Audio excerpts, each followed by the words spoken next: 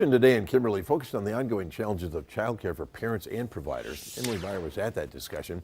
She joins us now live to share how experts are coming together to hopefully find a solution. Emily. Now, Bill, the goal today was just about having a healthy discussion. They talked about a lot of issues, but also the perception surrounding childcare and the needs that go with it. One of the people at this meeting, get this, she looks at data. She said, according to Pew Research, more people were home with their children in 2010 than there were in 1989. So talking about the supply and demand difference was a highlight here today, too.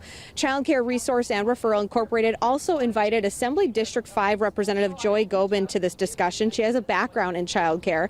The folks here went around and shared what they do and how they help the community with childcare support. They addressed issues such as burnout, lack of trauma support, wait lists, but also the possibility for support for in-home providers. The nonprofit here has 4 substitute childcare providers. They get called for in-home providers and centers to cover appointments, maternity leaves, paid time off requests, and everything in between. Some of those subs today saying they're booked out into July, even having some time booked for October. One of the experts here sharing she too, even though she works here at the Resource Center, she just lost childcare support.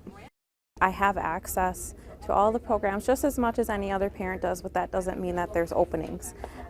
So I have been struggling with finding childcare for my own daughter. Right now, she's actually at home with my husband because we don't have anybody to care for her. So we've been kind of managing our own schedules, trying to figure it out as working parents, but it's been tough. Experts here hope the conversations and the connections made here today to lead to more problem solving and address childcare issues and concerns in the future. Reporting live in Kimberly, Emily Meyer, Action 2 News.